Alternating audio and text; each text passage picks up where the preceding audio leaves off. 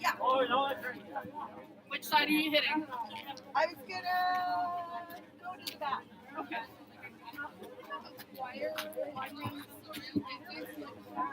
Definitely.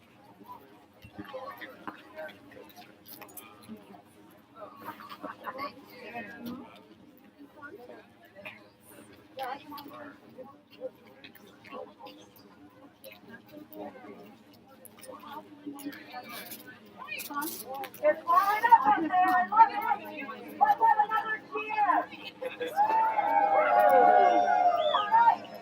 Tell me what democracy looks like. This is what democracy looks like. Tell me what democracy looks like. This is what democracy looks like. Tell me what democracy looks like. This is what democracy looks like. Apparently this government doesn't know that anymore. So what do we want? We want Doug to keep his promise. Save the greenbelt. Keep your promise. Keep your promise. Save the greenbelt. Save the greenbelt. Keep your promise. Keep your promise. Save the greenbelt. Save the greenbelt. This mic is available for anybody who would like to make a cheer right now.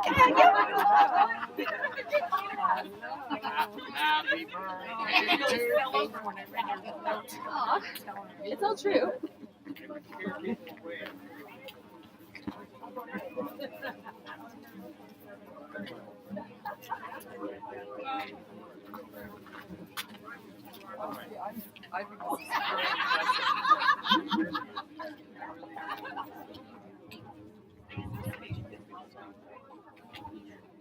It's 11:03. Okay, yeah. But it's still early.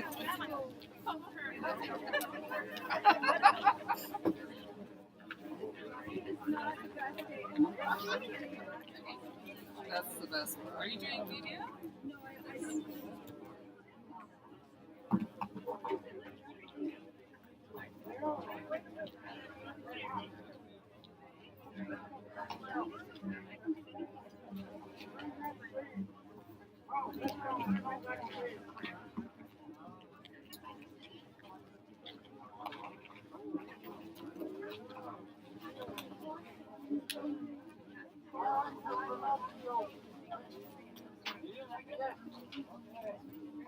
They might say, no.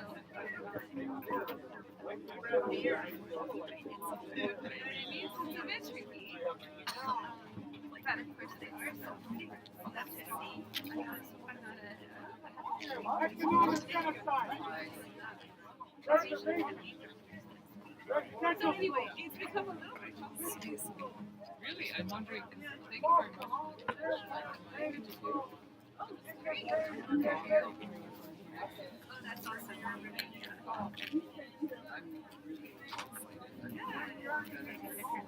It's a good campaign. And that will be, but it might not be Anna's she's working. She's working. Oh, right. She's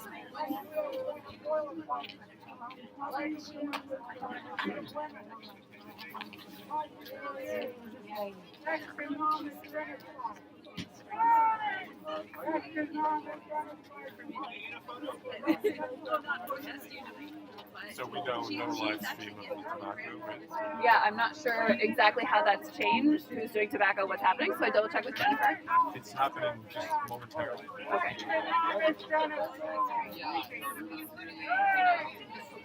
You know, it's so cool because to me, I think education.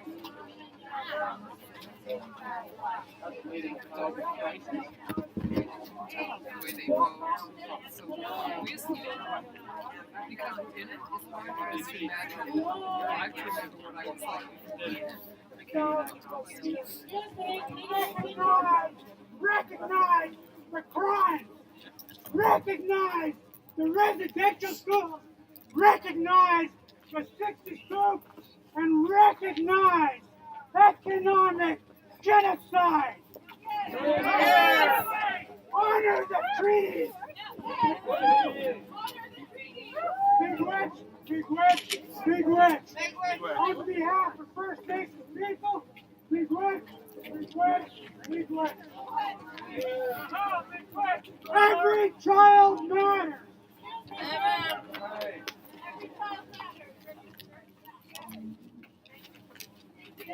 Good morning. My name is Jacqueline House. I'm from Six Nations. My Indian name is Loneto. I'm from Gakono. I'm a Kyoto Nation member of the Turtle Clan.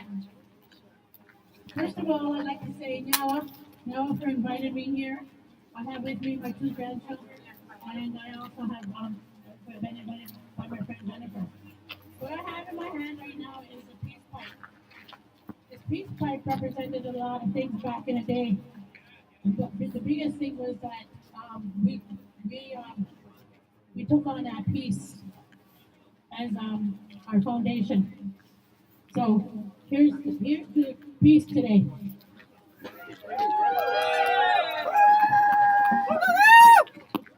And in my hand I have a Turo wampum. Turo wampum is me and you. We are to travel down the river of life beside each other as brothers. It's a relationship. And as a relationship, we have to have peace, friendship, and harmony while living on Mother Earth. So what I'm going to do today, I'm going to start things off with the Thanksgiving, and I'm going to do it in English. For one thing, I don't know the whole thing in my language, and actually I'm back in school learning my language right now. And also, I want to do this because this means a lot to me. I do it with my grandchildren. So when we're in a van or in a vehicle, this is what we do. Okay, I want to when I say something, I want you guys to repeat after me. Yawa Squayaniso. For another night. And what we said was, thank you, Creator, for another night. So we're going to start by thanking all the creation. So what I do with my grandchildren, I say, good morning, Grandmother Moon. Good morning, Grandmother Moon. Good morning, Brother Sun. Good morning, Brother Sun. Good morning, Thunder Beings. Good morning, Thunder Beings. Good morning, Water. Good morning, Water. Good morning, Birds. Good morning, birds. Good morning, Animals. Good morning, animals. Good morning, Trees. Good morning, trees. Good morning, Plants. Good morning, plants. Good morning, Mother Earth. Good morning, Mother Earth. Today I'm going to share. Today I'm going to share. I'm going to care. I'm going to care. I'm going to listen. I'm going to listen. I'm going to be respectful. I'm going to be respectful. I'm going to be patient. I'm going to be patient. I'm going to be kind. I'm going to be kind. I'm going to care about myself. I'm going to care about myself. I'm going to love my body. I'm going to love my body. I'm going to be happy. I'm going to be happy. And I'm going to have a good day. I'm going to have a good day. Nyawa. Now, So after that's our coming together. So now we're in one mind, one heart, one voice, and we can do this together. We can stop Doug Ford together. So I'm gonna let my granddaughter introduce herself because this is what I'm trying to give her is her voice, and I want them to be strong, and I want them to be proud of where they are and how they are got here, and they're gonna sing for you. So I'm gonna let her introduce herself, and she's gonna tell you what the songs are.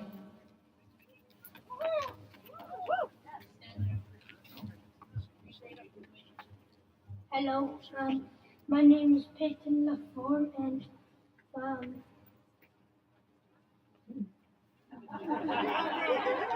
and my sister Angel. And today we're gonna sing two songs for you. One is the grand entry song to welcome everybody.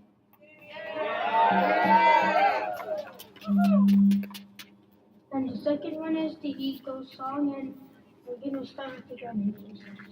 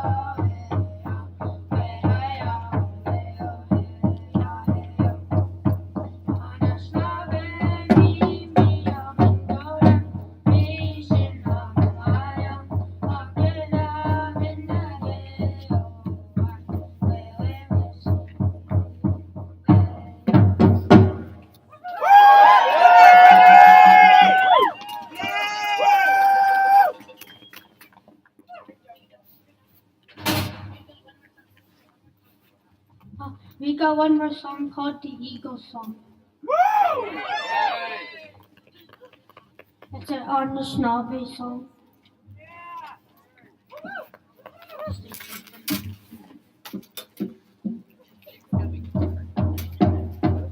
Hey oh hey, way oh hey, way oh hey, way oh hey, way oh hey, way oh hey, way oh hey, way oh hey, way oh hey, way oh hey, way oh hey, way hi-ya, way hi-ya, way hi-ya, way hi-ya, way hi-ya, way hi-ya, way oh hey.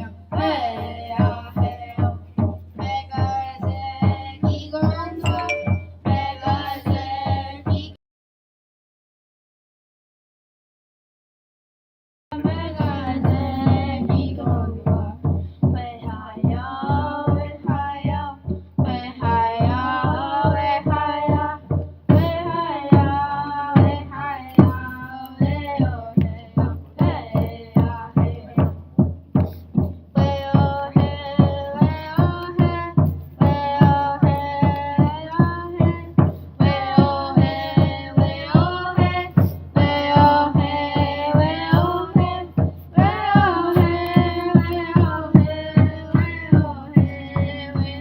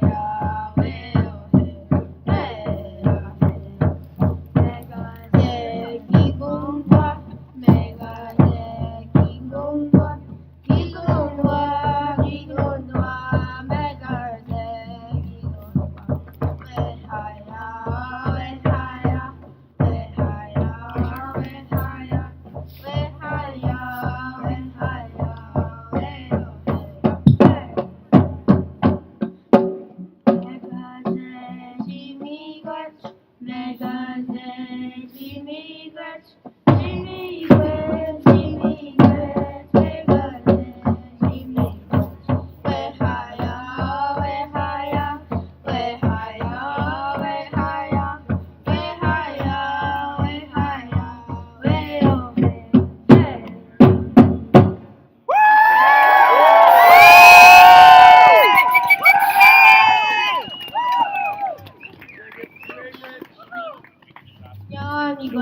Yama.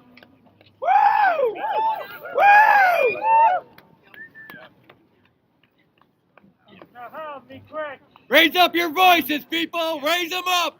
Woo! Raise them up!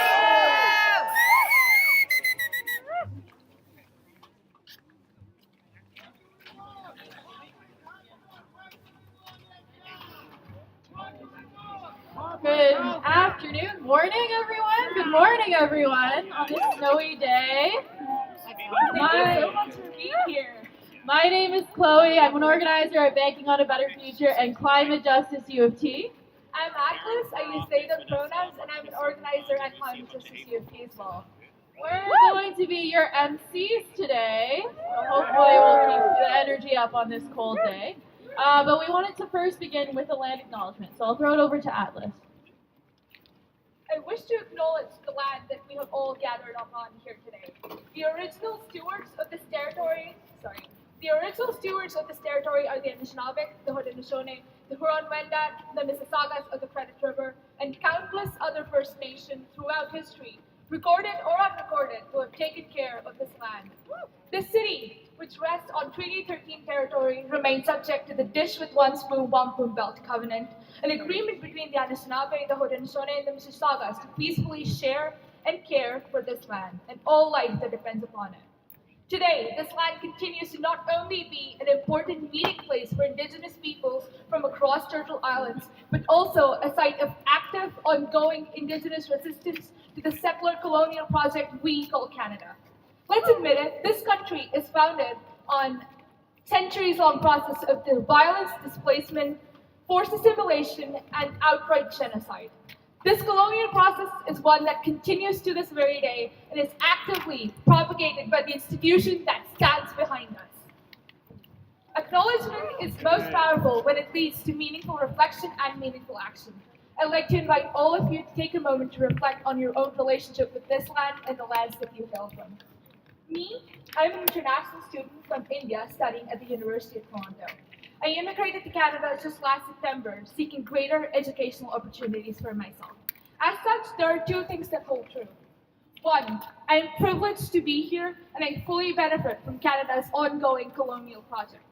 Two, I would not have had to fly across continents in order to find greater opportunities had my own country not been torn apart and stripped of its wealth for over 200 years by the British. In recognition of both of these facts, I find it absolutely vital that I stand in solidarity with Indigenous people and racialized people across Toronto, across Ontario, across Turtle Island, and all across the globe.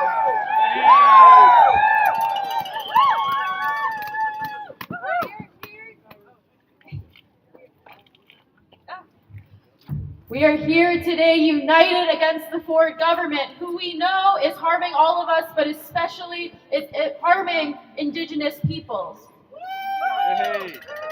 We know that Indigenous peoples are disproportionately impacted by the whims of this government, and we are here to stand in solidarity with them today. We are here in solidarity with various Indigenous fights and acts of resilience across Ontario, including communities opposing mining in the Ring of Fire like Grassy Narrows, community members and allies stopping the destructive Eglinton Crosstown West expansion, folks fighting Bill 23, a bill that undoes environmental protections like the Chiefs of Ontario, 1492 Land Back Lane, and other assertions of Indigenous self-determination. I'd also like to take this opportunity to recognize that we are gathered today in Black History Month, and I want to recognize the terrible history of colonialism that occurred and slavery that occurred in Canada this month, but also every month. No. Black people are Indigenous too. They are Indigenous to a different continent, and of course, this country was built on not only the colonialism of Indigenous peoples in so-called Canada, but also the Indigenous peoples of Africa and Black folks. We see these impacts continuing today with disproportionate impacts from the COVID-19 pandemic on Black and Indigenous people. So I want to take today to recognize that I benefit from living in a country that is built on colonialism of Indigenous people, the slavery of Black folks, and we are united to take a stance against this colonial government and say no. We won't have disproportionate impacts on BIPOC folks. And we're united to send a big message to the government today. So I appreciate you all being here and getting this message through on this really snowy day.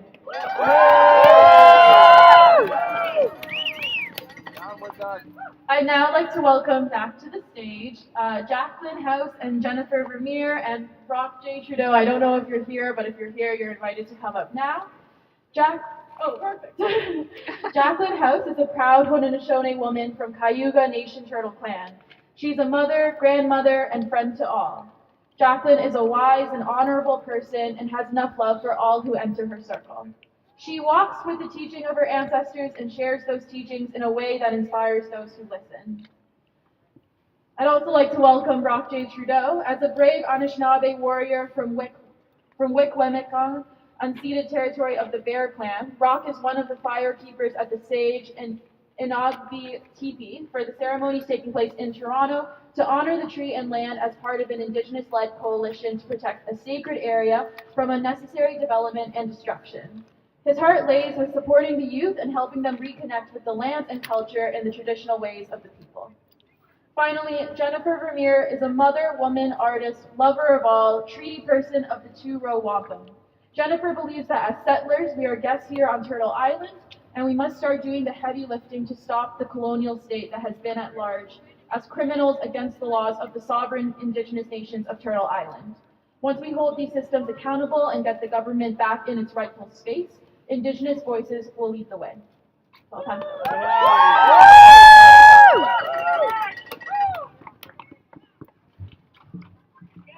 Scanner. Whoa. Shake them up. Okay, well, I'm gonna read a few things here, but I'm also gonna speak freely. But what I want to deliver the message of the two-row wampum of 1613 is also known as Guswenta. The two-row wampum treaty is based on a mutual treaty agreement. The two-row wampum is one of the oldest treaty relationships between the Ongohoe original people and representatives of the Dutch government. And my granddaughter has the two-row wampum. That we used to make those out of quahogs. And as you can see, there's a lot of work into it. Like brothers, we are to coexist through peace, friendship, and respect, and never to interfere with each other's customs and laws. For as long as the sun shines, the grass grows, and the rivers flow. The beaver hunting ground is a deed from the Five Nations to the King. The beaver hunting ground is more commonly known as the Nanfan Treaty. John Nanfan was the acting colonial governor of New York who accepted the deed on behalf of the Crown. The Nanfan Treaty is an agreement that was made between the representatives of the Iroquois Confederacy with John Nanfan. Therefore, 1701, the treaty was named after New York Governor Sir John Nanfan. So while I'm talking about this Nanfan Treaty, the beaver hunting ground, this is where the Greenbelt lays within. It's just because it's referred to in New York does not mean it's in New York per se. So that's what we talk about is the beaver hunting ground. And what is the reason to protect the Greenbelt? The Greenbelt consists of 2 million acres of farmland, forests, wetlands, and watersheds is protected through your laws within the boat.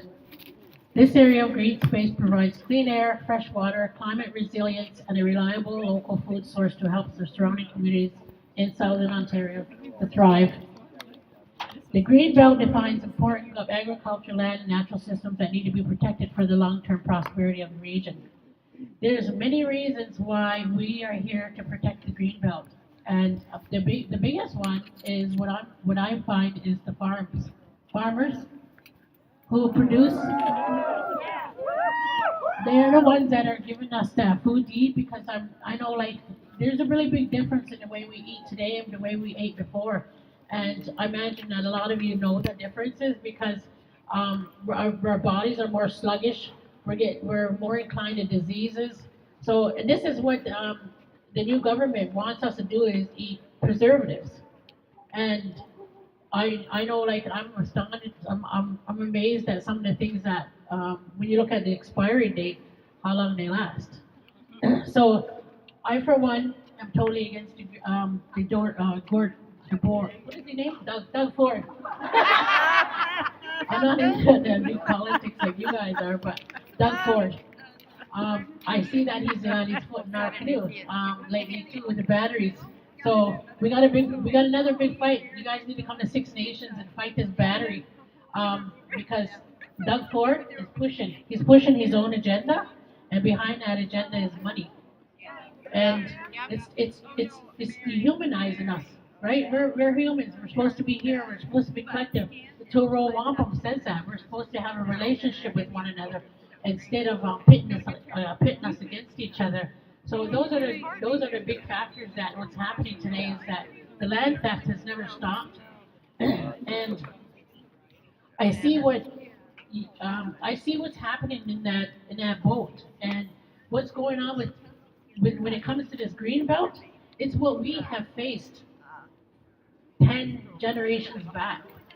The land grabbing, the stealing, the monopolizing, and the pretending is good for us, the lies, the deceptions.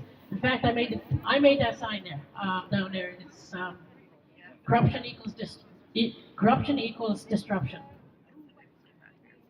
Because that's what it is. It's lies. It's deceiving us, right? It's deceiving us all the time. But everything that comes out of that mouth of Doug Ford, it's manipulation. Do we want to be manipulated? No!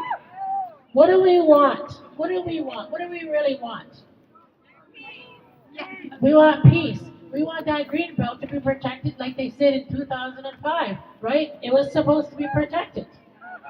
And not only that, there's another thing when it comes to our people in our canoe, and that was through legislation, that our lands, our agricultural lands, were supposed to be protected right from day one. That's not true either.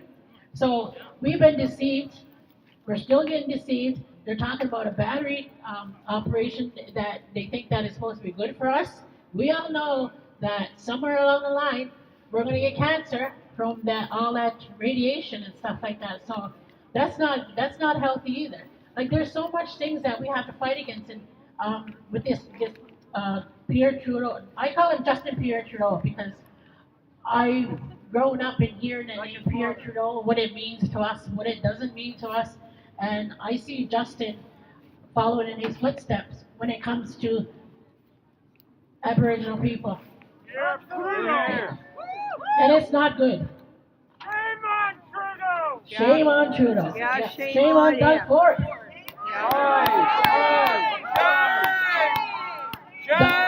Doug Ford has he's got personal stakes in this whole game, and it's not good. We gotta have more demonstrations like this. I think we all should go to Ottawa. Who's all in for Ottawa? We need to shut down Ottawa. In fact, they're sitting on Algonquin land. But anyways, I'm really glad to be here. I'm not going to take up a lot of time. I know there's a lot of speakers here, but my main thing is that I'm with you. I'm with you all the way on this green belt. I'm learning. I'm doing some research on it myself, and for me, it's a learning, it's eye-awakening. But I'm glad to be here, and I look forward to many more of this. I'll be here anytime you want me to be here. I'll bring my grandkids. So, for having me here. And again, I'm gonna put the peace pipe up because this is what this is all about. Peace.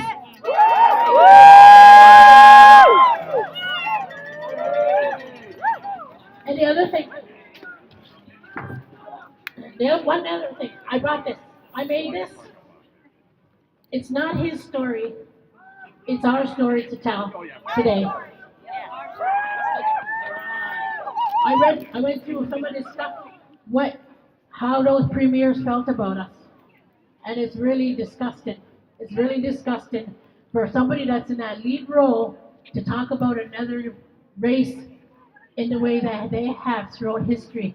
It's disgusting, it's immoral, it's unhuman. And shame! It is. It's a very big shame. Because you know what? Those leaders, we trusted them, right? When people vote, you trust them. You trust them to be in that position, to be good and honest. But they're not. They're separating us. They're dividing us all the time. It wasn't just about the divide and conquer on the First Nations. It was dividing us. They didn't want you to hear us tell the truth and tell our story because what they were doing to us. It is called genocide. Shame! Shame! Shame! Shame! Shame! Shame! Shame! Shame! Shame! Shame! Shame! Shame! Shame! Shame! Shame! Hands off the green belt! Hands off the green belt! Hands off the green belt! Hands off the green belt! Hands off the green belt! Hands off the green belt! off the green belt! Hands off the green belt! Protect Mother Earth! Protect Mother Earth! Protect Mother Earth! Protect Mother Earth! Protect Mother Earth! Protect Mother Earth!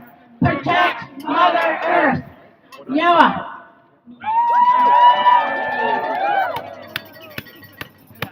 Well, that's a really hard act to follow. So good morning, everybody. Or good afternoon, I guess, now. Almost. So I just want to ask a quick question because you heard some incredible information this morning. So by show of hands, how many of you here are treaty people? So I'm glad to see almost every single hand going up because we are. Our ancestors created agreements with the nations of Turtle Island. There were many treaties, many names, but all of them designed for peace and coexistence. We were permitted to stay here on Turtle Island to flourish and to live peacefully with the land, not on the land.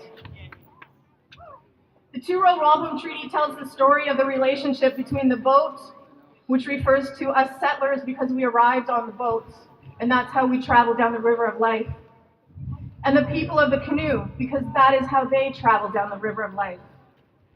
It tells the story of how we're each to govern our own among many, many other things with how to coexist on the land. I think we're all here because we know the boat has never kept its word. It's never sailed with the truth in its hearts or on its lips. And not only did the colonial system not keep these treaties, they decided to make legislation to make sure that they would never be honored. They did all of this on lands not their own. They do what they want and when they want, and that's why I'm glad to see so many faces here standing up against that, because enough is too much and the time has come. So let me be clear. They're still doing these things to this very day. And I could talk about this all afternoon, but we're here to discuss other things. I want to say that actions repeated are not accidents. And apologies without changed behaviors are choices. I'm tired of seeing prime ministers and premiers apologize and do nothing to change. Shame!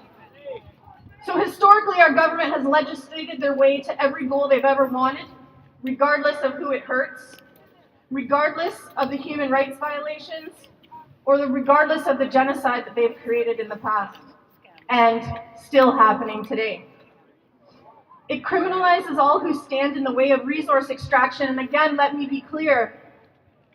To the government, the lands, the water, all the animals, and all of you are nothing but resources.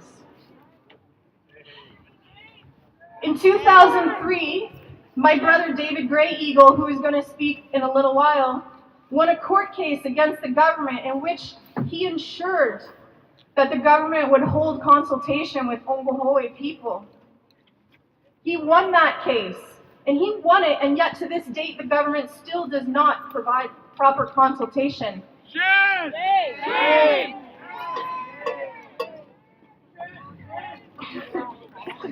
Acknowledgement that they're going to do something and telling First Nations what they're going to do is not consultation. They do it because they create legislation to find loopholes.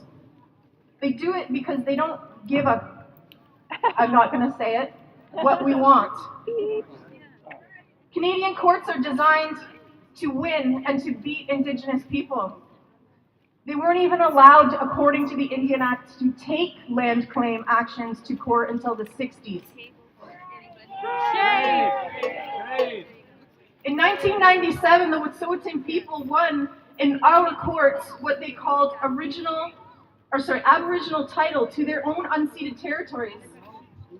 And even with this landmark case in the Supreme Court of Canada, the BC provincial government and the federal government is still forcing pipelines through those lands.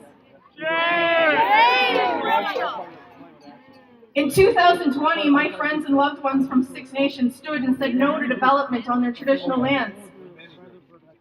Instead of consultation, They received OPP raids, violent police actions, which have cost over $20 million in policing for just 1 year.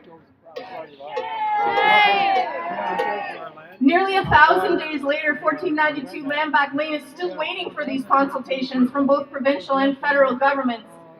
This directly defies the rights won in the 2003 court case, and yet they still place injunctions to criminalize land defenders.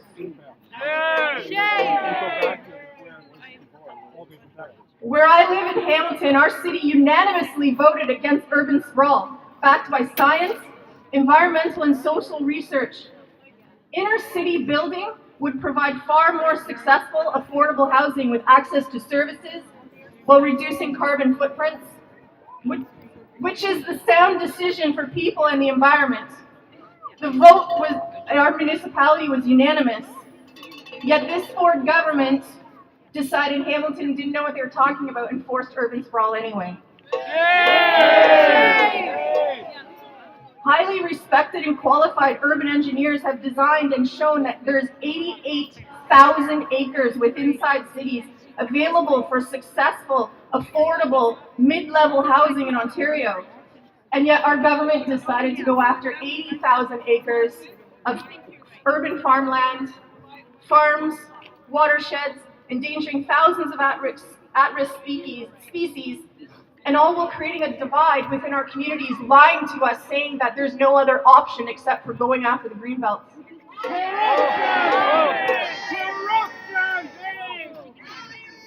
What the government can do and chooses not to do shows you their true intentions for our futures.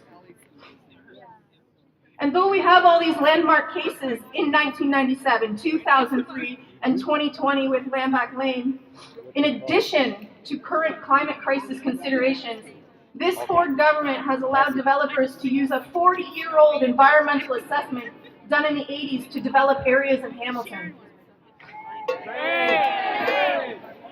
This has led to the destruction of a beautiful forested area and directly affects the Garner Marsh.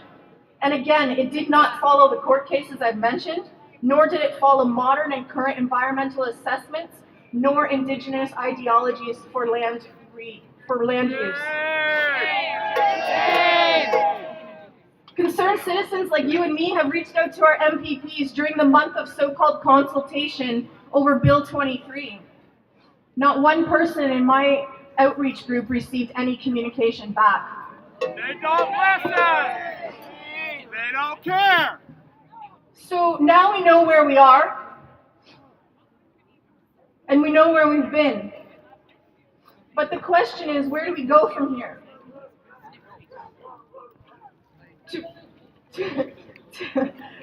To really figure that out, we have to ask a few more things, and that is, what do we know? So we know our government has always been cruel, unjust, full of systemic racism issues, born with the very corruption that it has today in its very first moments. The very first Prime Minister of this country was forced to resign for accepting campaign dollars from men he later gave the Canadian Pacific Railway contract to in 1873. How is it okay for a mere premier to do the same thing? The corruption is still the same. So if it was not permissible for the very first Prime Minister, it certainly isn't permissible now. And didn't he just accept campaign dollars from many of these families for this greenbelt? Did he not have them at events for his own family and his daughter's wedding coming up? So what else do we know? We know consultation with Ongwe dictated by the courts of its own order has not been met. Consulting with elected band councils that are instilled by force in the 1920s and maintained today by force for their own government job securities does not certainly leave room for unbiased, unpressured consultation. And it certainly does not allow for consensus of all Indigenous voices. We know also we have a lack of food sovereignty and a climate crisis on our hands. So again, I ask, where do we go? Where we go, in my opinion, is not actually to go forward. We need to go backward. We need to go back to the treaties and the original agreements. We must remember our two-road responsibility, every single person here. We as settlers must stop this government because they are from our vessel. It's a destructive path, and we have to stop it from careening into the canoe. That is our responsibility. So we look to our Ongwehoweh brothers and sisters and tell them that finally we have shaken off the government brainwashing. And we tell them we will hold our systems responsible for the pain and genocide effect that has happened to fall upon them. Well, they take a much needed time to heal and undo the divide and conquer tactics our systems have laid at their feet. We tell them we will take our place against these dictatorships disguised as democracy and hold space for them to decide where we go from here. Our two-road responsibility is to hold our own accountable, so we must do this. Let me also be very clear. When we talk about truth and reconciliation, it's not on our timetable. We have to hold our government at bay so that the Indigenous people can heal and come out with strong voices and decide what truth and reconciliation looks like to them. Not a bunch of people sitting in a boardroom, again, telling them what's best for them. Also, let me be clear, if Canada really wanted truth and reconciliation, one of those 94 calls to action would be land back. Let us not forget, as we stand here today, that it is Canada that jumped on the back of Turtle Island. We are the invaders, and it is time to make sure that our government stops. So with that, I want to introduce a dear friend of mine and his lovely, wonderful wife, girlfriend, whichever, doesn't matter to me. They brought their family here today to speak again to you about what's happening out there. So with no more hesitation, I want to introduce you to Skylar Williams and Layla. And when I say two, you say row. Two. Row. Two. Row. Two. Row. Two. Row. Two. Row. When I say peace, you say in harmony. Peace. In harmony. Peace. In harmony. Peace. In harmony. Peace. In harmony. Peace. In harmony. Peace. In harmony. When I say save, you say the green belt. Save. The green belt. Save. The green belt. Save. The green belt. Save. The green belt. Save. The green belt. When I say honor, you say your word. Honor. Your word. Honor. Your word. Honor. Your word. Honor. Your word. Honor. Your word. Economic genocide. Sego. Ganagogo. Layla Stats Young Yachts. Anawara Niwagi Taro and Ganyak Gehaga. Hello, my name is Layla Stats. I'm Mohawk Turtle Clan from the Six Nations of the Grand River, and I introduce myself to you in Mohawk, Ganyak Gehaga. This language was taken from me by the vessel of this government. This language is something that I had to reclaim on my own. And after years of land acknowledgements, we have been saying them, we have been hearing them. What action has been taken? So when I think about land, when I think about our relationship to that land, that's how our people envision this future, is a relationship with the land. I challenge you, when you say these land acknowledgements, to say them deeper in your heart, to understand that connection that we have to the land. This is something that has interestingly brought our paths together. This is something that our people have been fighting for the future, for our children. This land back. What do we want? Land back! When do we want it? Now! Now! What do we want? Land back! When do we want it? Now! Now. As we stood on the front lines with armies of police violence approaching to come and take the land, to take the water, to sever our connection, people ask us, why do we do it? Why are we willing to put our bodies on the lines? Why are we willing to put ourselves in handcuffs? Why are we willing to put it all out there and stand up for the land and the water? The land is not just a resource. The water is not just a resource. We see it, it's often said, as all of our relations. We are all in relationship. So when I stand for the water and the land, I am standing for my brother. I am standing for my mother. And if your mother was being raped and pillaged and cut open and destroyed, what would you do? Stand up, fight back. What would you do? Stand up, fight back. What would you do? Stand up, fight back. What do we want? Land back. Land back. This is not just an Indigenous fight. Land back. This is your own personal relationship and responsibility to the land. Your eyes are open, and once we learn something, we can't unlearn. Now you know. Now we must operate differently. I want to introduce you to my partner, Skylar Williams, who has been fighting for land back for decades now. Our people have been fighting for land back since contact. And I want him to share his story of why we're here, why you're here, and why this matters that we're here together.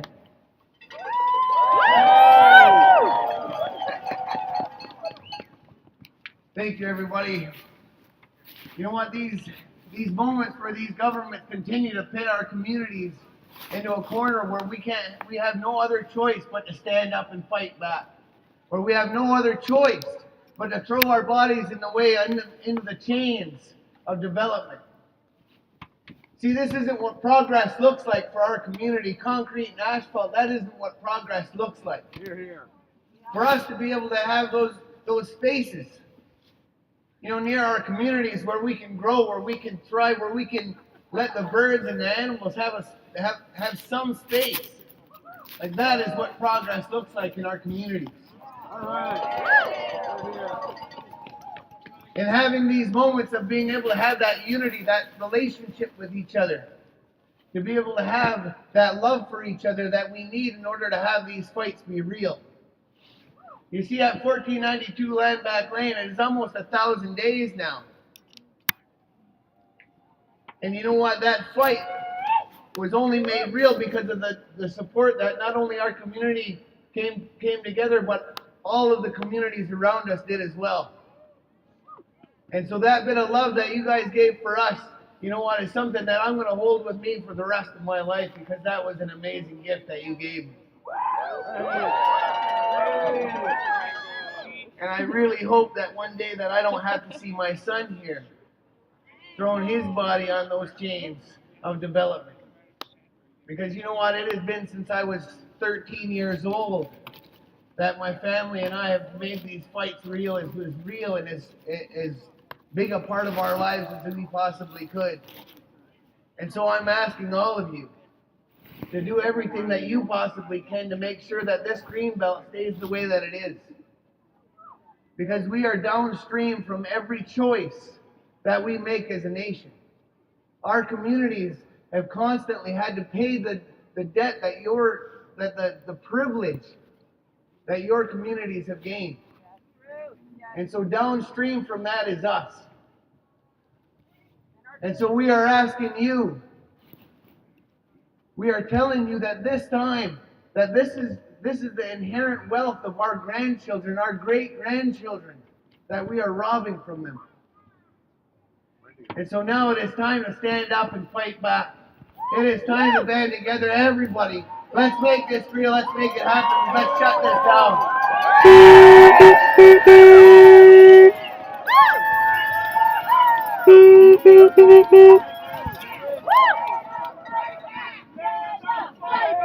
Stand up, fight back! Stand up, fight back! Stand up, fight back! Stand up, fight back!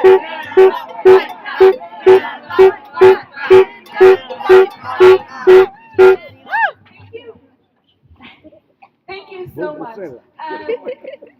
Let's hear it again. What? I can't hear you. What do we want? Land back!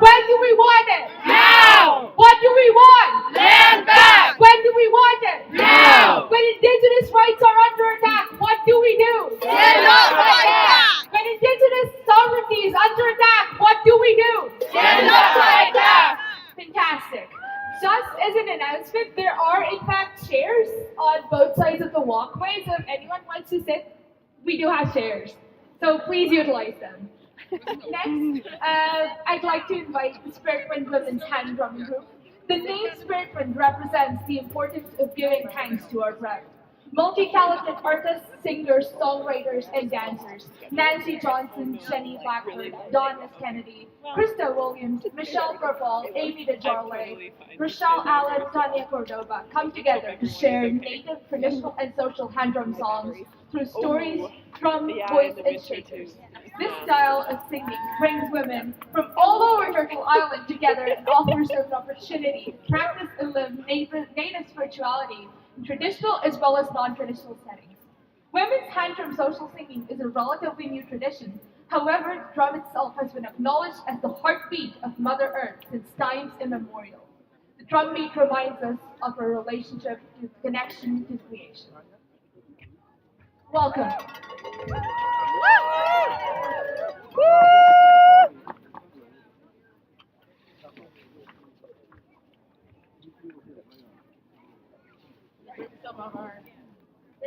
Bring some of our community sisters here to come stand with us. Let's go inside. Let's go inside. This is January 6th.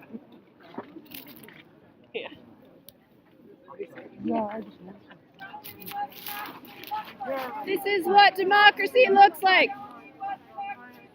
This is what democracy looks like. This is what democracy looks like. Habuno. We are Spirit Wind. Gichimi Gorch to the grandmas and our aunties and our siblings who are standing up for our responsibilities, who are standing up for Mother Earth, Akikwe, who are standing up for our relatives, the animals, who took care of us for so long and are just waiting for us to remember our responsibilities to them. They took care of us and now we need to take care of them. So Chimigorch to all those ones who put their voices forward since time immemorial to honor those responsibilities and remind us of our place is at the bottom, not at the top.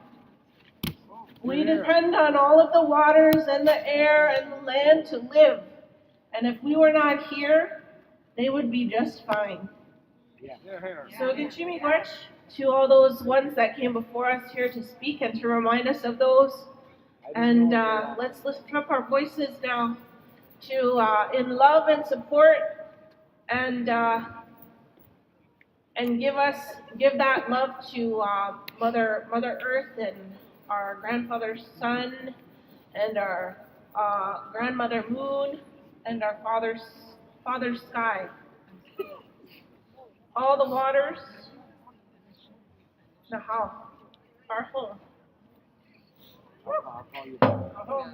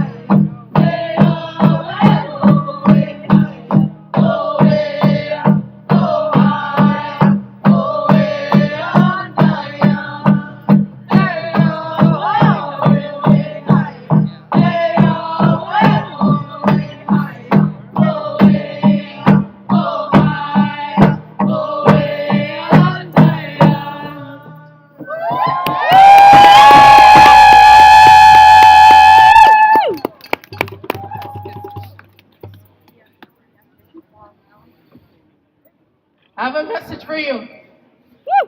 I have a message from you, from our youth. Our youth are sitting up on Eglinton and Weston Road. They have put a teepee up there. We have two of our firekeepers here. They were up all last night with that fire, with our sacred fire. We honor them for all the work that they're doing.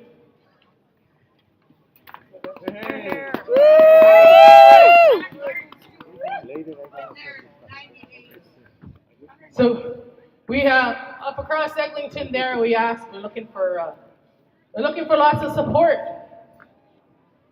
because Metrolinx is going through there. No consultation either. Absolutely no consultation. There's a bunch of sister groups that we have here, brother groups that we have here.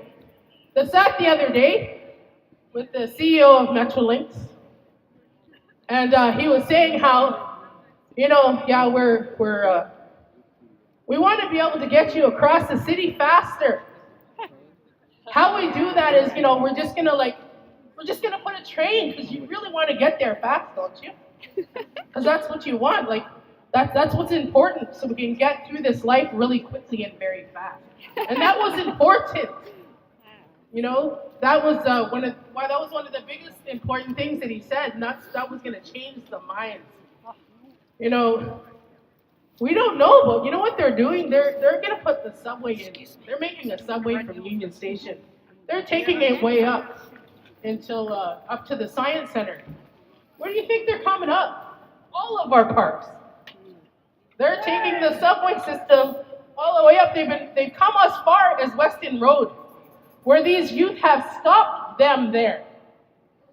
They have stopped them there. Just before the Humber River. Just as before they're going to get to past Jane, where all our green space is there. They have stopped them there. They're going to need lots of support though, and I know there's some groups out there that have been there standing with them. So from Cynthia, we give thanks for everyone that has been there, but they need you still. When they're standing there at just past Weston Road there, they got a teepee set up. But the other site that Metrolinx is going to come up is in a park at Emmett and Eglinton. And so they're holding that space on the top. Metrolinx is going to come down up through the bottom. And they need lots of support because we need to hold that space the whole time while when they're standing somewhere up on the top. Metrolinx is going to come down through the bottom. A teepee is going to go up there and hold both spots. You need lots of support. Look for an Egby. Look for that youth group in Egby in Toronto. They have a Can Help. They have a Can Help page. You can send donation to help them, to keep that fire going, help them with that wood. Help them with all those things they need to help keep our space green across Eglinton there. So I just want to say that much. We're going to share this song with you that was brought to help our youth, called the Seven Grandfathers Song. We talk about those seven grandfather teachings. Talk about all that goodness that we can be, the whole of ourselves. Every way we could love one another, the land. Every way we respect one another, ourselves and the land. Every way that we show humility to ourselves, each other, and the land. And all that walks on that land. All of our sisters and brothers, the animals that stay there. I'm just going to say that much. And as we continue to sing these songs, those other seven grandfathers are truth, honesty, wisdom, and bravery, because that's the one we need right now. We need you all, and we support that green belt too. Cynthia was saying that. So we got to support each other. Everybody's got to support each other as those fires burn. You know, we have a fire too burning in Allen Gardens. Visit that fire too. They need support too. We got to support all, you know, the Indigenous voices coming up. Hear it, help it, support it, do what you can.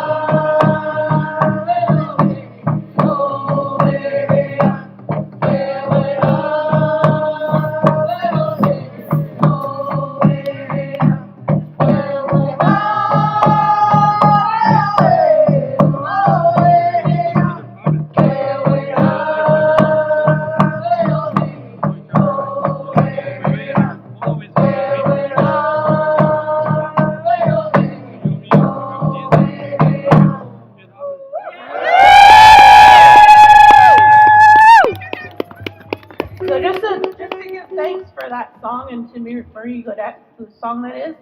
The Seven Grandfathers talks about every decision that we make, every thought that we think. All of those things in this present moment affect 7 generations after we're here. So be mindful, the live stream. think love and gratitude toward each other, toward the earth, to the animals, to the waters and the plants. They really need our love right now and our gratitude, because like I said before, we wouldn't be here if it weren't for them. And thinking about that, we need to really slow down, right? Yes. On the way here, I missed the bus, drove off, and I was standing there, and I decided to walk anyways because I was ready to go. And it took me half an hour to walk to the subway station. And I was mad. Mad because I had to walk, but we're going to have to slow down. The pandemic showed us that we have to slow down. We have to look inside. We have to find that love and gratitude, and we have to give it out. We can't keep it inside of us anymore. We have to give it out to each other. We have to give it to the earth. We have to give it to the air. And we have to stand up because of that love, because we love our mothers so much. You know? So think about that. Share the love, peace, and gratitude. Chimigwech.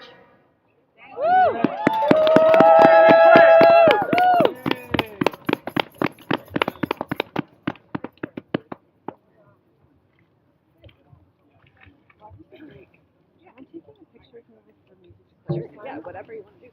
I should tag you in all my Instagrams. Oh, fuck. Chimigwaj, thank you so much to the Spirit Hand Wind Drummers.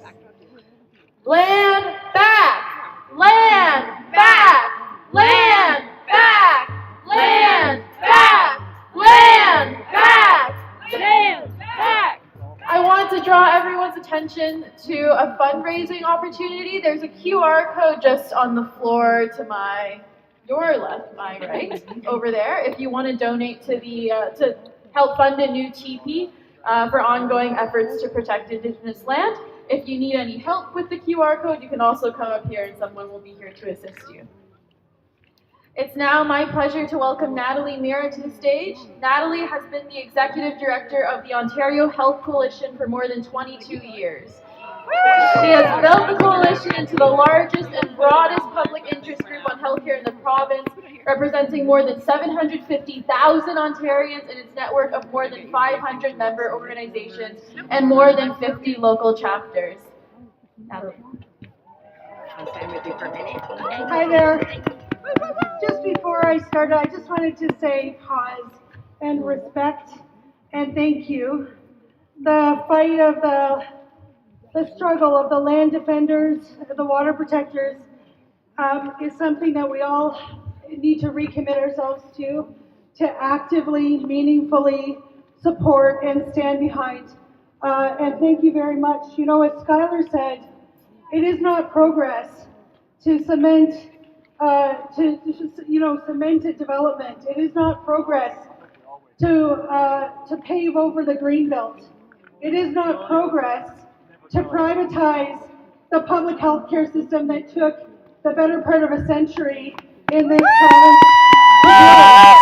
It is not progress to roll back the rights and the gains of workers in education, in healthcare, of the woman workforce by 50 years, by 70 years, to violate their constitutional rights to collective bargaining, to put wage caps on, to continue to erode the gains that have been so hard fought for so many years. It is not progress to privatize the public realm. It is not progress to, as the Ford government has done, change the rules of the legislature so that they could pass a private hospitals law within just maybe a week and a half. It is not progress to take away public rights. It is not progress to replace humanity with private profit, with land development, with profiteering in healthcare. It is not progress to go back to the days of snake oil salesmen, when you went in to get your medical care and you had no idea if what they were selling you was for their own profit or for your own good. These things are not progress. Thank you for that message. We're here, we're looking down Hospital Road. These are world-class hospitals. They have taken a century to develop. We have the most educated workforce in the healthcare system of any OECD nation. We rank near the top of the world in the education and professionalism of our healthcare workforce. We have standing in terms of infant mortality, in terms of surviving cancers, in terms of public health that have that exceed many places on earth that are the envy of much of the world. And yet, you know, here we are in front of the legislature where last week or this week the Ford government introduced a piece of legislation to gut and privatize our public hospitals,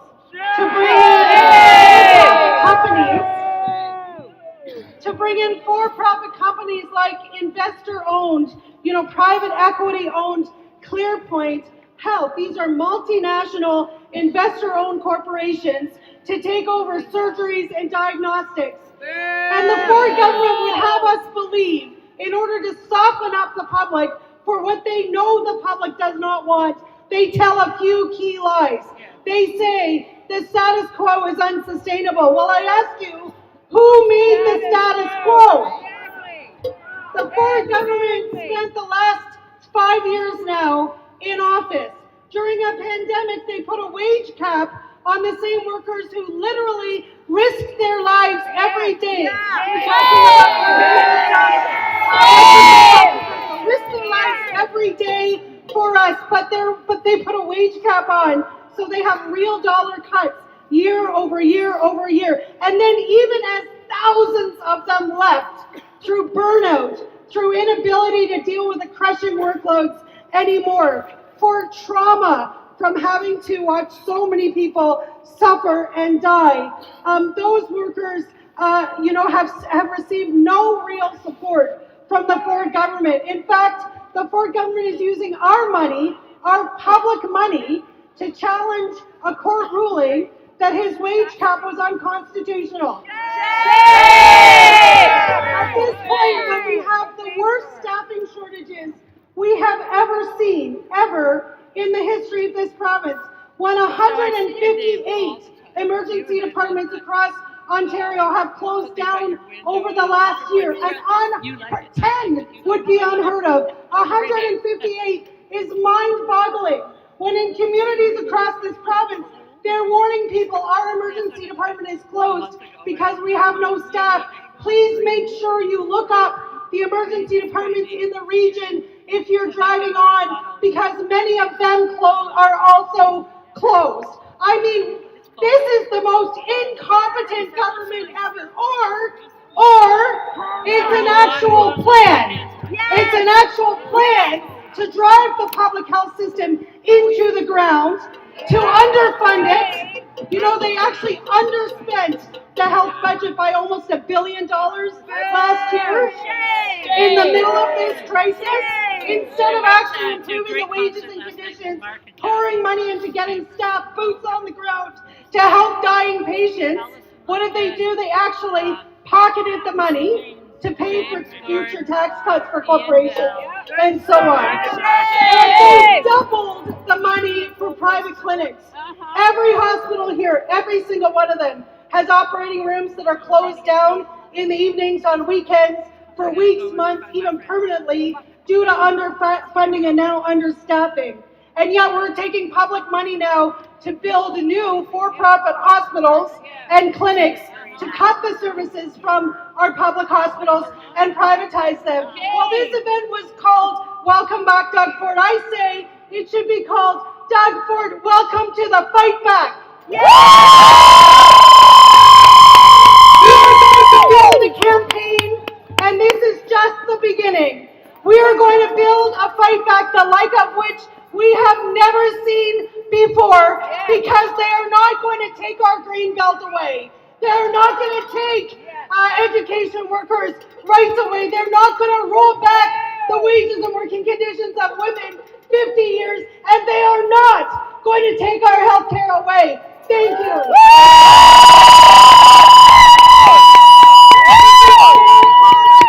Who's going to tell us about Jenny, a patient in Doug Ford's, Ontario? Thank you. I'm here today, sadly, to talk about the loss of our beloved friend, activist, and warrior, Jenny LaForestier. Many of you know Jenny as a community leader and passionate advocate for protection of the environment, building movements against projects threatening water, farmland, endangered species, natural environment, and heritage. She was a strong voice fighting for Indigenous consultation and sovereign treaty rights. Jenny's clear, articulate vision and advocacy was well respected throughout Caledon Peel, as well as the broader Ontario environmental community. She was a force and active contributor to many groups, including Gravel Watch Ontario, Reform Gravel Mining Coalition. She was the Green Party candidate in 2021 in Dufferin-Caledon. She formed the Dufferin-Caledon Enviro Desk to create media awareness of the many environmental issues of impacting her community. She was a gifted musician, music teacher, avid hiker, and had a 3rd-degree black belt in Aikido. And we have to talk about Jenny's smile. that megawatt smile that just lit up any room she was in. She had a warmth and compassion that enveloped everyone she was around. She fought to hold politicians accountable to the public interest, and she fought to make the world a better place. She made all of us better. A reporter in the Toronto Star called Jenny a thorn in Doug Ford's side. But for anyone who knew her, she wasn't a thorn. She was a beautiful rose, kind, generous, and loving. For those of us who were blessed to call her a friend, her loss is immeasurable. Jenny approached her cancer with the same strength, positivity, and fight she approached everything in life. But you should know, Doug Ford's failed healthcare system, Jenny didn't receive appropriate and timely diagnostics. The first time she went to an ER, the doctor told her to take 2 Tylenol and go home. It happens in an overburdened ER when the docs just desperately try to clear the room. By the time they finally found the cancer, many months after they should have, after having never receiving life-saving diagnostic imaging, Jenny never had a chance. We know that sadly, there are a lot of Jennys in Doug Ford's Ontario. Jenny should be with us here today. She should be up on the stage talking. Thank you. He's here in spirit. Thank you. Jenny's story was just beginning. She was planning on running for Caledon Council. She would have won, and that would have been a stepping stone for greater opportunities and challenges. Jenny was special, one of a kind, powerful. She made us all better for being near her. She gave me hope and made me believe that we could win, that we could beat the bad guy, that we could build a future for our children. But instead, I'm standing here beside Jenny's mom, Janine. Jenny left behind her beautiful daughter, Josephine, who just turned 13 weeks before Jenny died. And she now has to grow up without a mom. And Jenny's family, her husband, Alistair, her mom, are all struggling, and her brother were all struggling to go on without her. And this never should have happened. If you don't know Jenny, please Google Jenny LaForche and read about everything she did to fight to stop Doug Ford, stop the developers Highway 413, stop the sprawl. And I ask everyone today to continue to fight for Jenny. I will never stop telling Jenny's story. We are all Jenny's army of roses, and I ask all of you to continue to be the thorns in Doug Ford's side.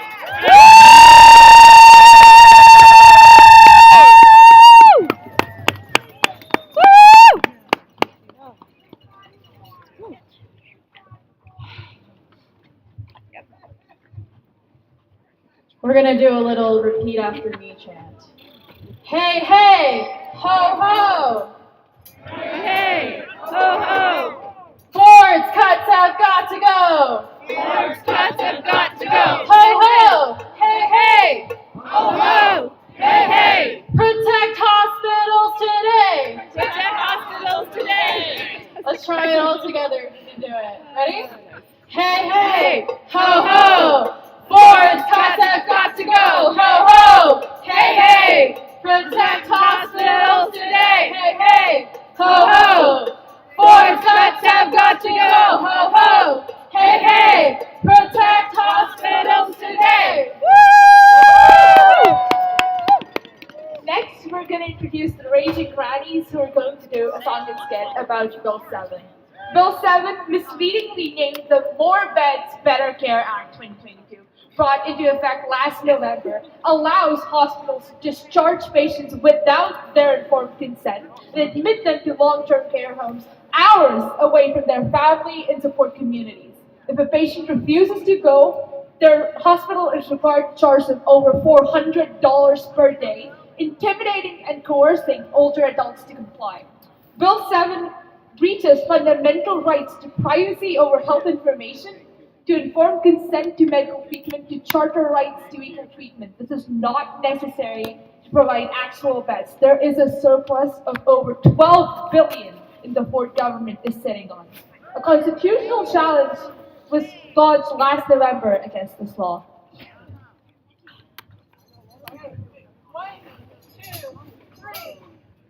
This morning, round and round the block. Into here, privatize and talk. At Universal Medicare, they're starting now to walk. And it's now full speed ahead. Get sick, you'll make somebody richer. Get sick, you'll make somebody richer. Get sick, you'll make somebody richer. It's for profit healthcare now. Two-level medicine is right here on top. Too bad that all the rest will have to wait until it drops. Medicine's a business that will never have to drop, and is now full speed ahead. The sicker we get, we will make them. The sicker we get, the richer we will make them. The sicker we get, the richer we will make them. It's for profit healthcare now. It's cheaper to run healthcare as a public institution, but there's no profit to be made, so banish that solution. Politicians we suspect have made a resolution, and it's now full speed ahead. Yes, if you'll make somebody richer. Get sick, you'll make somebody richer. Get sick, you'll make somebody richer. It's for profit healthcare now. Get old, you'll make somebody richer. Get old, you'll make somebody richer. Get old, you'll make somebody richer. It's for profit healthcare now.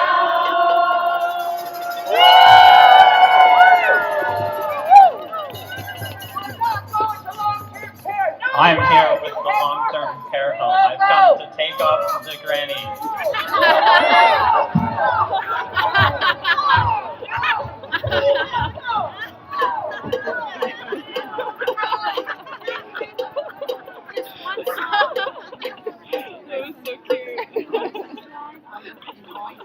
was so cute.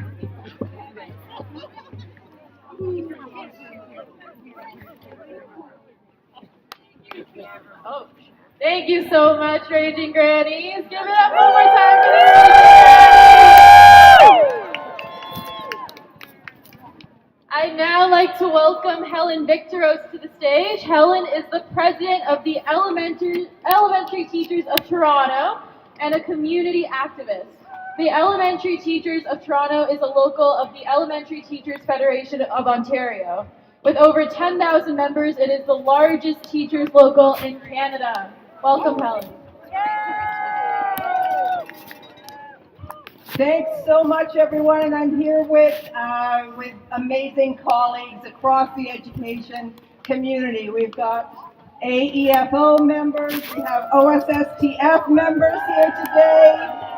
We've got OECTA members, ADFO members, QB members. Woohoo! It's so great to be here with all of you today. On behalf of the 10,000 elementary teachers of Toronto, who I also want to point out our parents, our grandparents, our caregivers, who teach the children every single day in Toronto and across this province in our public schools, who also send their own children and grandchildren, the children that they love, to the public schools in Toronto and across Ontario. We know all sides of the public education system, inside and out. We know what's needed for our students to actually thrive and to meet their true potential. And we know that the Ford government has lied to every single parent and caregiver and teacher and education sector worker across this province since they got elected in 2018. Shame indeed. As teachers and parents and caregivers, we believe that our students deserve smaller class sizes so they get the individualized attention that they deserve. And yet, the Ford government increased class sizes as soon as they came to power in 2018 across grades 4 to 12, eliminating 6,000 teachers across Ontario within a few short years. As teachers and caregivers and parents across this province, we know that our students deserve to learn in healthy and safe environments. And yet, the Ford government has done little, almost nothing, to deal with an almost $17 billion repair backlog for our schools, and has done almost nothing to deal with an escalating crisis of violent incidents because our students, our caregivers do not have the supports that they need in their schools. As teachers and parents and grandparents across this province, we know that our students who have been marginalized by structural oppression like racism, like poverty, deserve robust in-school wraparound supports, and yet the Ford government has underfunded the Learning Opportunities Grant, which deals with these wraparound supports by at least 40% of what has been recommended. We know that our students with special education needs require their actual needs to be met, and yet the Ford government's approach to special education funding is to keep costs as low as possible. They don't care anything about what our students actually need. And the supports, the funding that they provide for the supports for our students are shockingly low. 1.7 support staff per 1,000 elementary students. One speech specialist for every 2,300 students. The TDSB alone was underfunded to the tune of $75 million in special education support services last year. We know that our students deserve consistent and reliable social, emotional, academic, and mental health staffing supports, especially over these last 3 years of the pandemic, and yet the Ford government provided for less than half of one of these professional staff in Ontario. And they refused to budge on CUPE's amazing bargaining demands in the last round of bargaining to actually increase EAs, special need assistants, in our classrooms. Our students finally, and all of our families, deserve to live and play in equitable, socially just communities where all of our common needs are met, for decent jobs, for a true living wage, for affordable housing, for food security, for supports when we get sick or elderly, for community programs and well-funded public sector services. And yet, in this province, in one of the richest provinces in Canada, in one of the wealthiest countries in the world, the Ford government underfunds our public sector services and our programs by at least $2,000 per person when you compare it with what other people get in other provinces.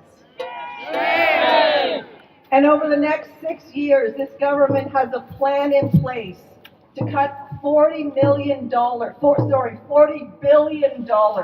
our public sector services. We know that there is more than enough money to meet all of our students' needs, to have the strong public education system that they deserve, where they can thrive. We know that there is more than enough to have the strong public sector services that support all of our common good, don't we? Because what Ford and Lecce would have us believe is a lie.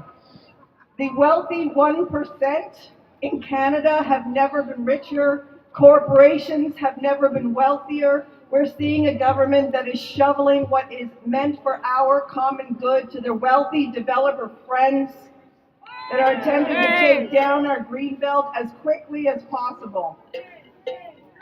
There is more than enough for all of us, isn't there? Yes! There is more than enough for all of us, isn't there? Yes! So we're not going to let Ford stop us. We are building a common movement in events like this. The Justice for Workers Boot Camp is happening this weekend. We are seeing unions and community groups coming together like never before. We've had amazing victories when we join our forces, when we push back together. And that is what we're doing here today. I am so happy to be here with all of you today, joining in common cause to fight for the common good that we all deserve. Thank you so much.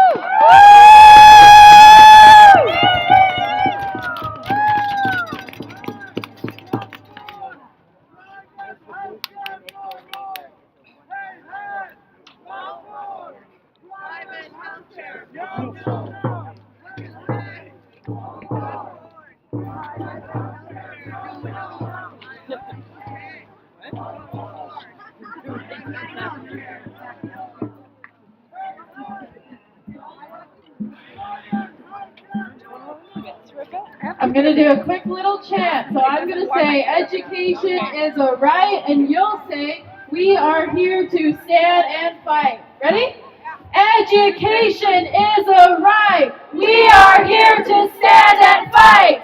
Education is a right. We are here to stand and fight. Education is a right. We are here to stand and fight.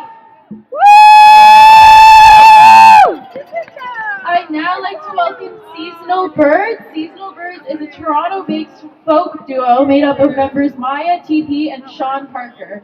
Raw with emotion, they share equal parts in composing their songs while utilizing the art of songwriting as a method to carefully paint a picture of the city, of love, and all that those two things hold. Give it up for Seasonal Birds. How's everybody feeling on this cold day? It's amazing to see everybody's beautiful faces. You know, no snow can stop us.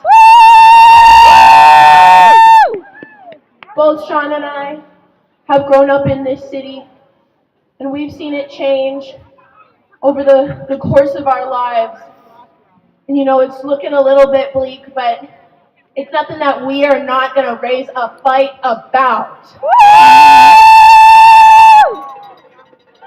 I, and Sean as well, would like to acknowledge that we are descendants of settlers on this land. We've benefited from the resources that the so-called city of Toronto has given to us, and the least that we can do is make a fuss about when it is not serving the people of Toronto right back.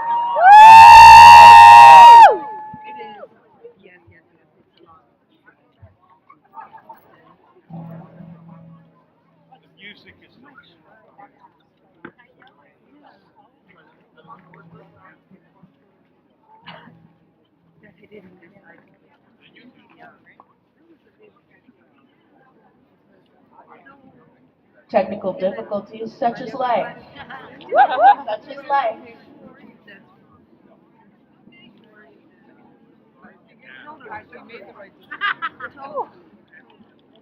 All right, we're about to play a song for you all called Skylines. This song's about living in this city. This is how we feel about being in here. We hope that you feel similarly. We hope that it fills you with as much energy as it fills us.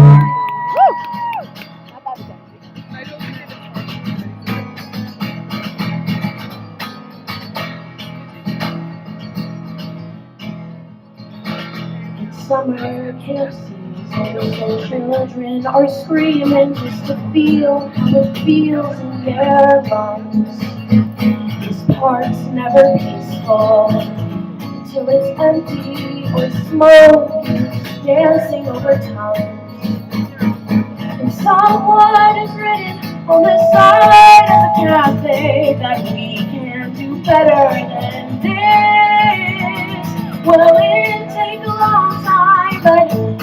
maybe someday this city could be good enough to miss. Who knows?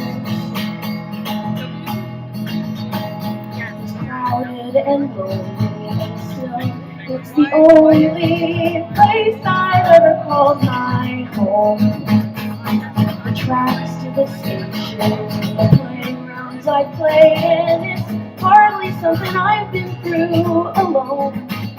And lovers are looking at the time to the streetcar. This one will be our last kiss. Well, it's taken a long time, but maybe someday this province could be good enough to miss. Who knows?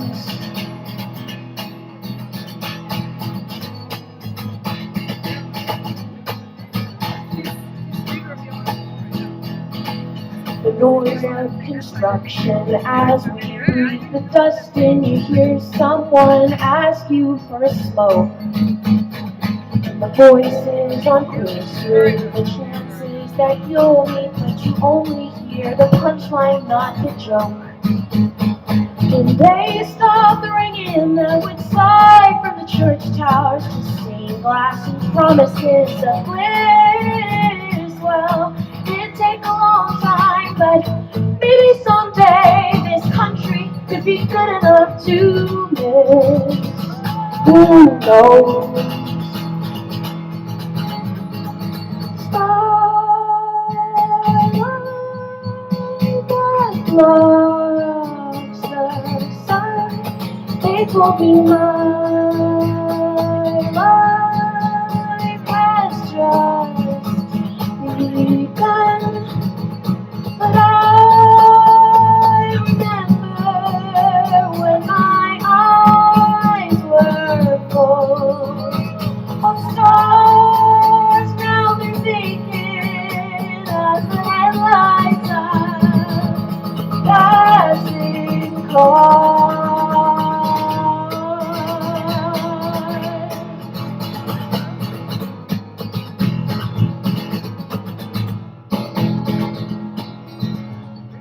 The train is stalled now.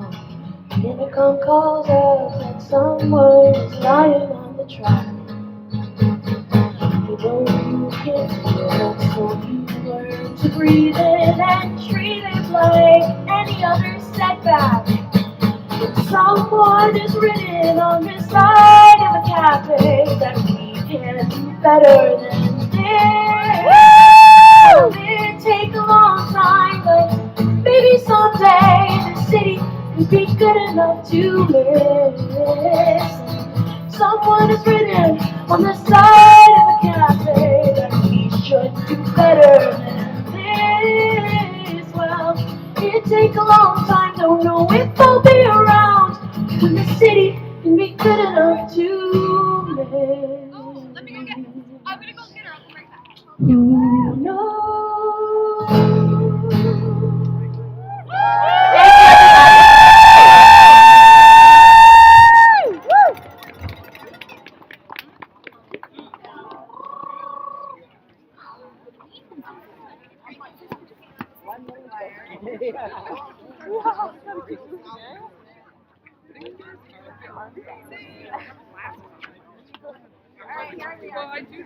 Please give it up one more time for the seasonal bird.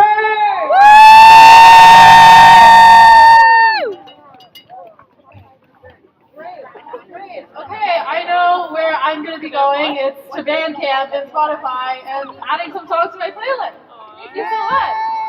Woo! I'd now like to introduce Fred Hahn. CUPE, Ontario. Fred is a social worker and has been a CUPE member since 1991. As a local union activist, he's been a steward, a health and safety activist, a pay equity and contract negotiator, and served as president of CUPE Local 2191 during a successful 3-month strike against concessions. Fred was elected president of CUPE Ontario in 2010, making history as the first openly LGBTQ person leading the province's largest union. CUPE's National Executive Board and a Vice President of the Ontario Federation of Labour. Give it up for Fred.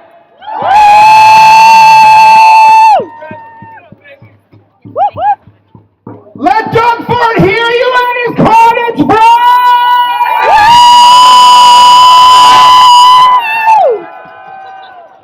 I'm here from CUPE. You might have noticed I brought a few friends with me. And I am proud to say, on behalf of the members of our union, that we stand with Greenbelt defenders. That we stand with those fighting for real affordable housing. That we stand with those fighting against Ford's attempt to privatize our healthcare system. We know there's more of us than there are of them, my friends. And I want to thank the organizers for planning this event today. I want to thank you for the work that you've been doing, mobilizing and organizing in communities. And I want to commit to you that we will connect our members into this movement, that we are proud to stand shoulder to shoulder with you, to say to Doug Ford, hands off our Greenbelt, hands off our province.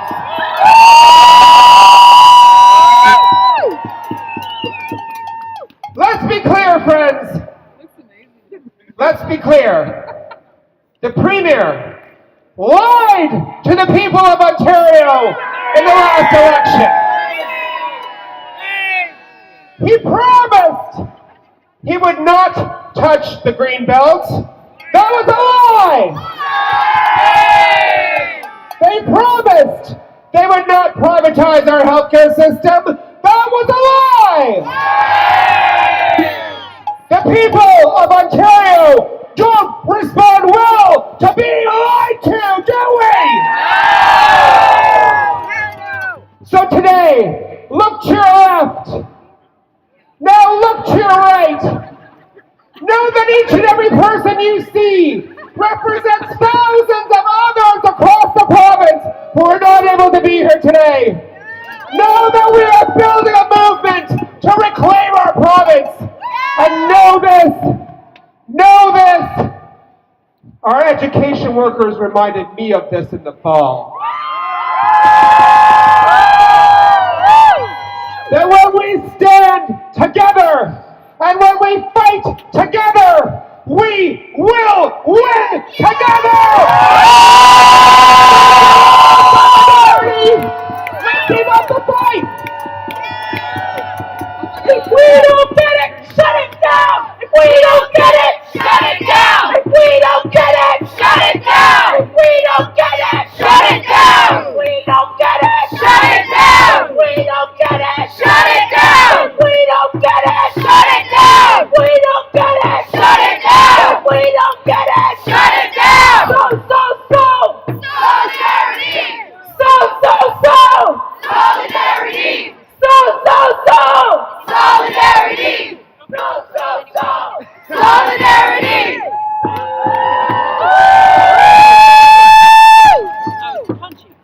Yeah.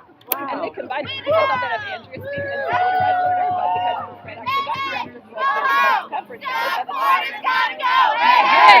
Ho, ho! Doug Ford has got to go! Hey, hey! Ho, ho! Doug Ford has got to go! Hey, hey! Ho, ho! Doug Ford has got to go! Hey, hey! Ho, ho! Doug Ford has got to go! Hey, hey! Ho, ho! Doug Ford has got to go! Hey, hey! Ho, ho! Doug Ford has got to go! Hey, hey! Ho, ho! Doug Ford has got to go! Amazing! Okay. Thank you so much! I love the excitement, even on this wintry, snowy day. Next, we have Phil Fawcett, who is a lawyer and the Ontario Environment Program Manager of Environmental Defence. Using the combination of political advocacy, community legal education, and strategic litigation, Phil's team is helping lead the fight to protect Ontario's natural heritage and prevent runaway climate change by curbing sprawl and transforming existing car-dependent post-World War II developments across the province into denser, walkable, and transit-supported complete communities. Welcome. Everybody, thank you so much for being here. It is vital that you be here. It's snowing. We got to tough it through. Because even before Doug Ford took office, Ontario was already on a tractor trailer headed perilously close to an environmental justice cliff's edge.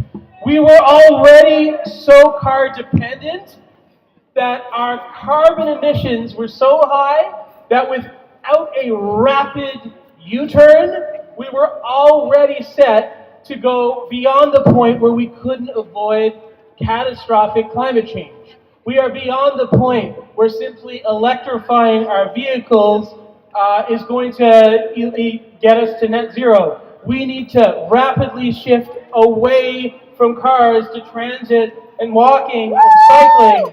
And we need that before Doug Ford took office.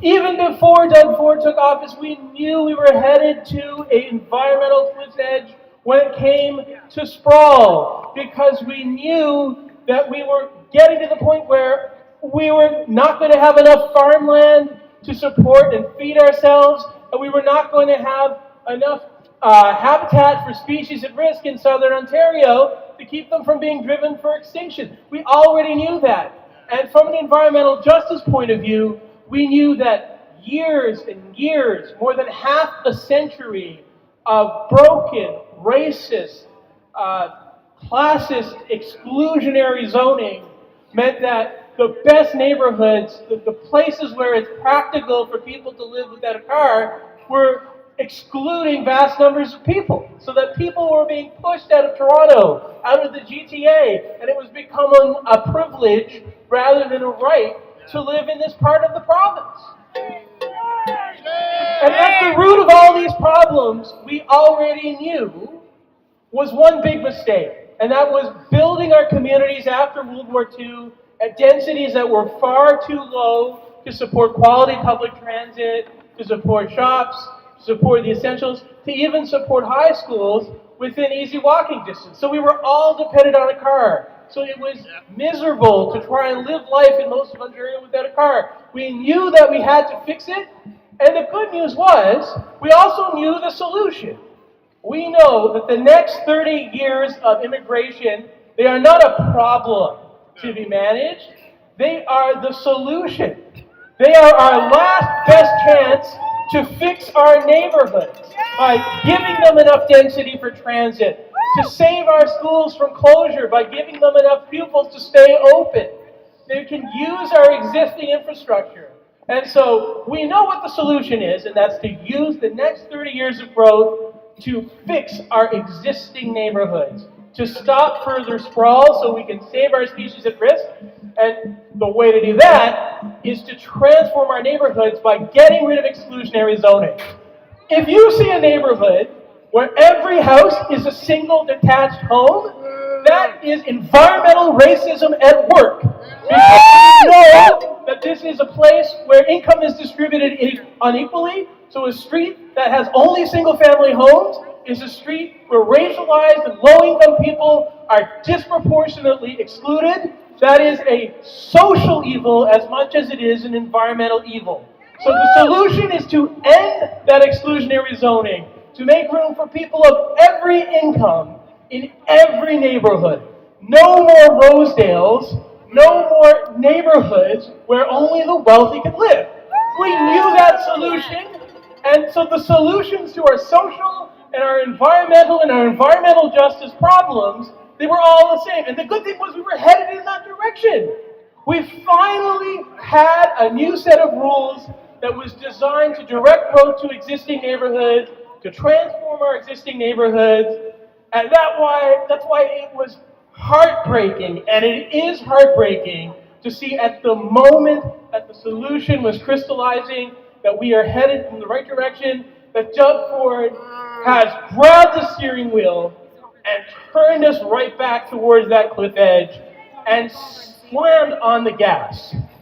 At a moment when we need each and every home we can muster to fix our existing neighborhoods before it's too late, Doug Ford has tried to force municipalities in the suburbs to extend their settlement area boundaries. At a time when Toronto needs 1.5 million new homes or new residents in order to fix Toronto's neighborhoods like Scarborough and Etobicoke so we can have quality transit, so people don't need cars to get around and so it can be affordable to live, Ford has only assigned 700,000 new residents. They've only asked Toronto to assign 700,000 new residents, and they've pushed those people into sprawl. And at a time when we cannot afford to use an acre more of farmland, the Ford government is doubling down on sprawl. They want to speed up sprawl so much, just to use the land that we've already set aside for sprawl within the next 30 years, we would have to double the rate of sprawl. Ford wants to more than double the rate of sprawl. He wants to triple it or quadruple it so that we would not just use up all of our existing land supply, so we'd not just use land that was temporarily protected, that we'd eat into the core, the greenbelt land that was supposed to be protected forever. So we have got to push back. We have got to fight tooth and nail. No path to Ontario fighting climate change, avoiding catastrophic climate change, without also stopping sprawl. There is no path to ending exclusion in Toronto without densifying our neighborhoods. The Ford government has been trying to turn his adversaries against each other by making it seem like immigrants are the reason why we need to sprawl out. That's not people who want to protect trees are somehow protecting densification in neighborhoods. We have got, and we are building a consensus across labor, across environmental NGOs, across social justice organizations, and just around among ordinary people who don't have privilege, who don't want to be kicked out of Toronto. Thousands of people are pushed out of Toronto every year. That coalition is building. You are here, just a small tip of the iceberg of that coalition, but you speak for a majority of Ontarians. And I want you to know that you are not weirdos, you are not some minority, you are just people with guts who have the guts to stand up in Doug Ford's face and say what the majority of Ontarians want him to hear. Thank you for being here. Thank you for supporting us. Please go to handsoffthegreenbelt.ca. A long series of actions that we're gonna push. This issue is not going to end. We are not going to let these removals go ahead. This is going to be a stinking albatross around the neck of the Ford government at the next election. Thank you. Thank you so much, Phil. I'd now like to welcome to the stage Andrea Babington. Andrea Babington is the president of the Toronto and York Region Labour Council, representing over 220,000 union members in Canada's largest urban centre. An immigrant to Canada in her youth, Andrea joined the labour movement when she began working in the hotel sector. She was a key organizer in the hospitality industry and is now leader of Canada's largest labour council. Give it up for Andrea!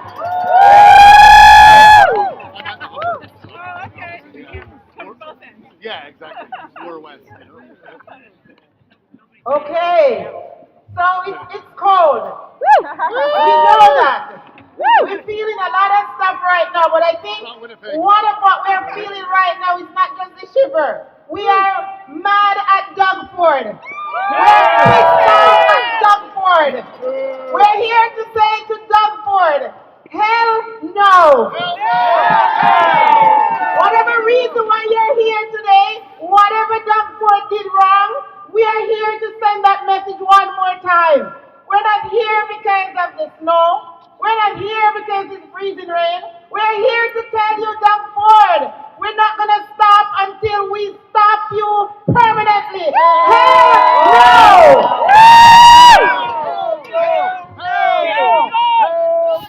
That's right. So I just want to start off by thanking all the speakers and the cultural workers on today's program. You have told us of the many shame shutting us down. Or worse, how he and his buddies, his business buddies, are deliberately attacking us. Ford also attacks workers. That's what I call a bully still in the playground. He's always a bully. He attacked the public services we all rely on. He attacked our democratic rights on so many fronts. Since I represent workers in the Toronto region,